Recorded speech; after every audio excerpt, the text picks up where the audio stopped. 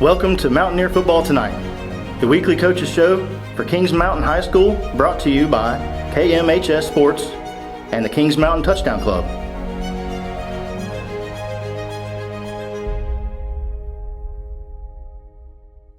Welcome, fans, to Mountaineer Football Tonight. This is your host, Craig Short, Jeff Johnson behind the camera. Of course, Coach Herron with us. We're going to do a spring update after spring practice. We want to say thank you also to Jeff and to First Baptist Church here in Kings Mountain for allowing us to be here and record the show here. Coach, good to see you. We've been talking about your vacation. A little bit jealous you got to go to Turks and Caicos, but that's all right. We're going to try to keep it short and sweet because I know you got to get to practice today too. What we want to plan to do, or what we're going to do, we're talking with Coach, we're going to talk a little bit about spring practice. We're going to talk about the summer. I know there's a big 7-on-7 tournament coming up, FCA. Next month.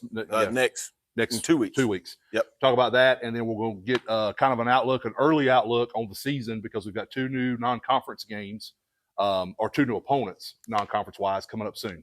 So, Coach, let's just jump to it because, like I said, I know you got to get back to school. When you went into spring practice this year, this would be your third spring practice, I think, right? Yes. So your third spring practice. What were you looking at trying to accomplish going in, and did you accomplish what you set out to? Well, we didn't do a whole lot, and we just wanted to really take spring practice just to remind guys of what we did in the past, and if you want to install something new, that's a good time to try it to see if it works. That wasn't our plan going in. We just wanted to work on what we were already doing. But we hit a snag when we lost Coach Bolton, our offensive coordinator. So we were already in spring practice when we found out that he was leaving. So that kind of threw a wrench in everything. So from that point on, we just tried to continue the same plan that we had before. Coaches did a great job. Coach Lineberger stepped up and really jumped in there and did the passing game, took care of it just the way it was running before. And I know you got questions you're going to ask, but and so I'll kind of stay away from it. So we kept up with the same plan that we had. Coach Carroll, he's just still trying to install all the intricacies to that defense and making sure that our guys are good in that respect. And they're getting better and better at it. Now, I'm telling you, the great thing about spring so far, that after we got done with it, was we could see how much our JVs, the success of our JVs had, and what they already knew, and that's where we've been trying to get to. It's just that consistency of knowing of how to play on offense and defense. So we had a good spring. You always have to deal with players not there. We have them playing baseball, have them run track, doing things like that. But it was a good spring. So attendance was really good, turnout. Yeah, we had a really good attendance, and that's the great thing about our players, our kids that you love. Most of the time, when one of our players is not going to be at practice, they will let us know. They come to us and say, Coach, I'm sorry, but I won't be at practice today. I've got this. And so when you got that helps a lot, because it's bad when you go to practice and you don't know who's not going to be there. And people you're expecting. You don't like those surprises at all, for sure. So you talked about them, knowing what they know, so to speak, the terminology, the alignment, that kind of thing was already ahead. Would you say that was your biggest accomplishment? Do you feel like that was the biggest success piece? And that's, and we've still, our guys, we can call the plays out that we used last year and just call them out, and they already know what to do. So that's a great thing, because now you can really hone in on the mistakes or the things that you can get better at, the technique of running each of those plays. So it was really good. Did any player on either side of the ball specifically stand out to you? Well, you've already seen them. Everybody's seen them. You know that we're going to have young players this year. So like Xavier Hutchins, you can watch him and say, man, that's a pretty exciting player. Yeah. And you've got Tex, who you already know, and defensively, we've had a couple of guys step up. Avon Ingram's getting better and better. And so you see a lot of them, and then the whole thing about KJ Bell. I'm so excited about him at quarterback. Guard, and on that same sentiment, I'm really excited about Gardner Webb and what Gardner Webb's Sure. doing right now. When the head coach of Gardner Webb calls you and says, "Hey, coach, can I come by, stop by and watch y'all practice?" Like, yeah, come on by anytime. He shows up, watches us practice, and he's looking at. They're there to see Samaj Odoms because Samaj is committed to him. They're there to watch him, but the head coach walks over to me and goes, "Coach, tell me about your quarterback." And I say, "Hey, he's just a freshman." And he's just a freshman. He's a tall kid, but he's just a freshman. Yeah. He's like, "Coach, I'd offer him today."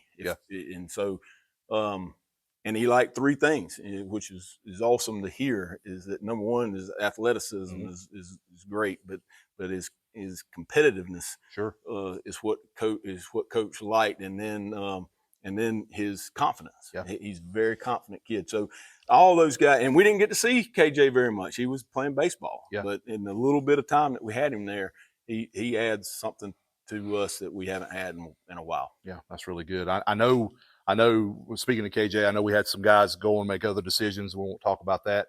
Are there any additions or anybody come in new that you want to talk about? Just for this summer, we had a new guy come in, Jod Dyer, and just in the little bit, and of course I've been on vacation, and so the little bit that I've seen from him, and number one, he is a great kid, man. People are going to love him. He is the type of kid that when he comes from a program, I'm not going to say where he came from, but he comes from a program where he told us that, if we want to work out, if we want to lift weights, we want to do stuff, we have to do it on our own. And he wants to be a part of a place where everybody works out together. It's a team thing. And, just last night we were up there in the weight room. We've got 50 football players in there working out, and you can tell he absolutely loves it. Good. So it's nice to have, he reminds me a little bit of Robert Kendrick, which that's a good one. It's pretty good. That's pretty good. That's good company to put him into. No doubt. So we're excited about him. Good. Coaches. I know one you've added specifically. Good friend of mine, but I'll let you talk about it if you want. Well, do you feel comfortable doing that? Yeah. Let's just first of all let's go to the main thing. I think our school and our football program, athletic department owes a huge bit of gratitude to Kevin Cruz, and so we've got to say congratulations to him because he has taken the AD position, and because of that, he will have to step away from football, and he'll still be around, but that's a huge loss for us. Hard to fill a guy with his shoes, the guy with his experience. Filling with somebody, put somebody in his shoes is hard to do. Right. And so, but with that, we've already hired his replacement, PE coach, and he's going to fall right into Coach Cruz's spot, a PE coach and an offensive line coach. I'm going to be careful with this. I'm not going to call him a young coach, but he's a younger coach. And I'm not talking about compared to Cruz, even though. Yeah, exactly. We know where we're going with that. But he's a guy that our players have really responded to well. And right now we're doing this. Coach Cruz and Coach Bill, his name's Jeffrey Bill, they're back at the field house meeting right now. They're going over. Coach Cruz is showing Bill how he's done pass protection and other things, and so just he's going to be a great addition. I can already tell. Loves football, and that's the main thing. He loves kids, and that's it. That's the most important thing. So that's one addition. We've added Cayman Carroll, who is actually Shanna Carroll, who's our trainer. Is her husband. He is going to coach quarterbacks, and we've added him to offensive staff, and he does a great job. It's amazing that the amount of football knowledge he has, and because he tells me, he's like, Coach, I haven't been doing this long and never at this level, but he's a great addition to have. We also added somebody that a lot of people around here already know. Shane Short is going to come back and be our running back coach, which we haven't had a running backs coach since I've been here. So Coach, our offensive coordinator, has been coaching quarterbacks and running backs together, but now we have somebody for just the running backs, and I think that's going to be a huge addition too. And Shane is very knowledgeable of football, and it's good to have him with us. So those are all additions. We're hoping, did some interviews yesterday, hoping to add a new strength coach and a guy who can help us on defense.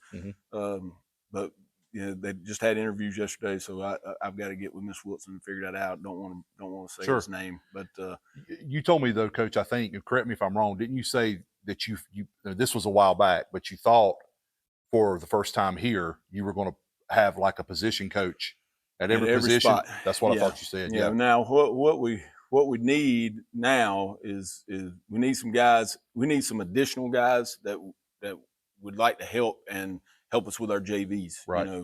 But from if we get this last hire taken care of, which I hope we will have a position coach for every position, awesome. Which will be the first time since I've been here. Yeah, that'll be good. And that's a great sign. So let's talk about the summer, because we're into it now.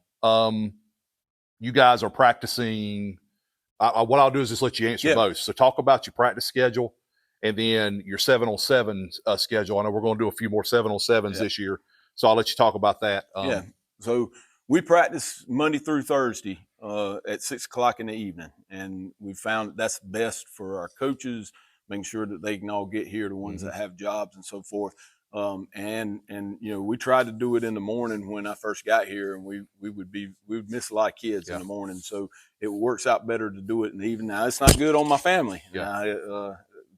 We wake up in the morning and Bridget and Dalton go out the door. I'm around the house, and about the time I leave to go, Bridget and Dalton come back home, and then when I get home, it's time to go to bed.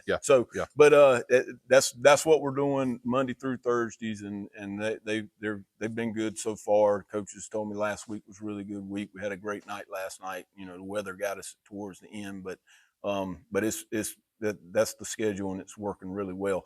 7-on-7s. We tomorrow morning we're going to leave bright and early, head up to UNC for their 7-on-7. Go up there and get some games in. And then we'll come back next week. We got to go back to East Rutherford to play up there with a few teams, which is good. The next following week after that, we'll have the FCA. It's not a tournament, but our FCA 7-on-7 games right here at the school. There's 4 teams in it, right? Right, 4 teams, and so that's the 7-on-7s that we have left. We were supposed to play another one. We're supposed to play another one this Thursday, but we didn't want to go to Raleigh, come back, and wake up next morning and go again. So we kind of postponed that one. Because the one at Carolina is probably several games. I would say. I think there's a chance you can get 6 games in. So it's a long day. It's a long ride up, long ride back, and then playing all the games, and it'll be warm. So we just. I've told our players, we need, after all of that, we need to kind of take a break. So we'll just bring them in, lift them, practice them a little bit, and send them home. I'm anxious to see if you get to talk to Bill Belichick. I'm gonna put like a 1% chance of yes. Yeah, I was gonna say I don't think he'll be out there. I don't think I'll see him, and it is. And it is what it is. It is what it is. There's a bunch of good guys up there. Coach Mars does a good job doing all these things, and we'll see him. Well, and I would expect too. There's probably some pretty good teams there. That will be good competition for us. There will be. The fall. Now I know, like I said earlier, we'll do a fall kickoff show later in August. If Coach can come to that, we'll try to get him. But I know he's very, very busy in August. But I do want to talk about. Obviously, we're playing Burns and Shelby non-conference county rivals. We've got to play Crest in the conference. But I want to talk about our fans, of course, know Charlotte Catholic because we've had some battles with them in the past. Yep. And I'm sure our fans know Bandies, but I don't know that Kings Mountain's ever played Bandies. I used to play them in softball when I was the head softball coach here, but I know we never played them in football, at least while I was a football coach. Yep. Talk a little bit about, if you will, if you want to talk about the whole schedule, you can, because I know we're also doing the reclassification we've got a split conference with classifications. But primarily I wanted to get like your take on really how we ended up with Bandies, because at that point, we were kind of still looking for a game, and it was a little bit hit or miss. And and when we talk about schedule, I don't get into it. I think I've said this before. Honestly, I couldn't even go through our schedule right now in my mind. I don't worry about it. I know we got Shelby coming up, and that's the one I'm worried about.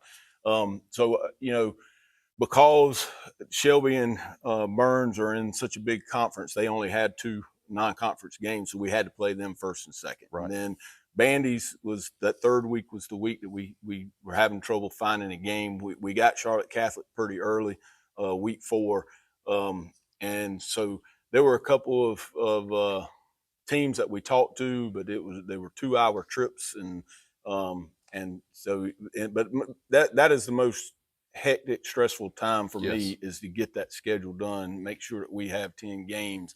And so Bandy's reached out to us and just said that they saw it. We had it posted all over the internet, and asked if we were willing to play them. And I, honestly, like you said, I don't know anything about them. I just know that they're an hour or so down the road, and they were willing to play. And so we got them on the schedule, and we said, I'll see them the week that we get ready to play them. I'll watch them on film, and then I can tell you something about them. I don't know anything. I don't know anything about Charlotte Catholic, to be honest with you. Other than back in the old days, they used to run the wing tee. They still do. They were pretty good at it. They throw a little more. They throw a little more now. Coach Odo is still there, I think, in spirit at least. No, Bandy's is a strong program. I just know from years of coaching and places where I've been, we've gone against them. And you and I talked about this before.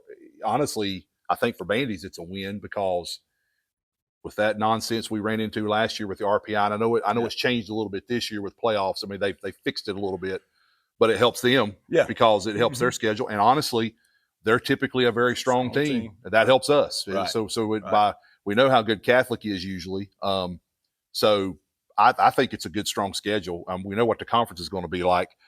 Speaking of that, Coach, what are your thoughts on, or have you even thought about it being split like 5 and 6A? I mean, and that's the thing. So people, if people were asking me, like even the RPI thing, I don't, and it is what it is. I can't be concerned about this. Nothing that I have control over. So I can't. I don't even. I know we've got 10 games. Right. And to put ourselves in the best position that we can be in, we got to win those 10 games. Right. And that's what we got. That's all it is. That's all I'm worried about. So when we're sitting up there at the school and we're talking about scheduling and that kind of stuff, most of the time when we start talking about RPI, I'm listening to Kevin Cruz and Andrew Fan. Those two guys, they seem to understand all that stuff, know all that stuff. It does not matter to me. Just tell us who the next opponent is. Give us some film. Let's go to practice and go try to play, and we'll just see what happens. I don't want to understand that. That's just another thing on my plate to have to go sit down and try to study and figure out. I don't blame you. And I'm not worried about it. I just want to know who we're playing. Yeah, I like it. No, I agree with you. I'm glad we found the game, honestly. And, for as far as with Bandy's, and having 10. I know we'd have had 10 games. I know there was no way we would have gone and left a hole there. But like you said, I'm glad we're not having to travel a very long way. Yes. And Bandy's is not too far. Since Cheryl's Ford, it's up 150, 70, I-77. Right. Whatever. It's not too bad. Good little place to play. Yep. They've got a nice little stadium. I shouldn't call it little, but they've got a nice stadium and they've got a good fan base. I know the varsity's coming here. I'm sure they'll bring a good crowd. Our JV will go there that Thursday night. They'll see us. It should be a good game. Yeah, it should be a good, fun environment. From what I've heard, talking to Coach Cruz, they've traditionally had a very good football program. Yes. So that's what we were looking for. Yes. So, Coach, that's all I'm going to ask. Yeah. What's a couple final things you want to say as we get ready to go into the heat of the summer and the heart of the summer and then moving into the fall? Well, it's just I'm really excited about the mentality of our players. Mm-hmm. There are some things that we still have to fix. I was stressing that yesterday. Our guys have got to learn how to be positive, and it's like I told them yesterday. Every single day when they go out there to practice, every single day that we go out to play, everybody out here has to know that everyone is giving their best. They're giving 100% all the time. And right now, we've got good athletes, but they don't give 100%. Whether or not it's just that either they think they're too good, that they don't have to do that, or whether whether it just doesn't register in their mind. They think they're going as hard as they can go. Mm-hmm. They standing back watching them doing this for as long as we have. We can say, man, you're not going hard enough. but it's not that that's a wholesale problem. It's just here or there. And we've got to get all of our guys working as hard as they can so that we build trust. That's the thing. We got to build trust amongst our players where everybody believes that everybody's given everything they can to help us win games. And once we get to that, then things will start rolling. So we've got a little way to go with that, and we need help from parents. I mean, we had a parent meeting last year, and I told parents, a lot of this is on you. Mm-hmm. You got to talk to your players about being a team player. You know, it's important, and so that's one of the things we got to work on. We got to get that right, and it's going to get better. We got some great kids, man. I was going to say, it sounds like you feel like you're moving in that direction, so that's positive. Look, when you walk into the field house after you get back from vacation, and you have a 10th grade kid, he's be a junior, and he walks up to you in front of everybody. We're breaking, and there's kids all around. He walks up to you and puts two arms around you and hugs you tight and says, "Coach, I'm glad you're back." And man, that's what it's about. It is. Once you get to that point, and all I can do is grab him and say, "I love you, dog." Yeah, that's all you can do. Yeah. So that's a good sign. It is. That's a good sign. It is. We're moving in that direction. Coach, I appreciate sir, you man. very much. Good Thank luck. y'all. I know I'm going to be seeing you. Fans, we just want to say real quick, again, thanks to First Baptist Church, Jeff, for letting us be here, and Coach for taking time out before practice. First plug of the year for the new year for the Touchdown Club. All of this is available because of what they do for David Marie Brinkley and the Touchdown Club members. Thank you. Please join the Touchdown Club. Re-up kmtouchdownclub.com and be a member and help it, because like I tell you each week, everything that we give and you give to the Touchdown Club is for all things Mountaineer. It's not just football. It's for everything there. And they do a great job supporting our school and our community. So thank you for that. So we'll be back in August. We'll do a kickoff show then and get ready for the season coming up for the Mountaineers for 25-26. Have a good evening. This has been a presentation of KMHS Sports and the Kings Mountain Touchdown Club.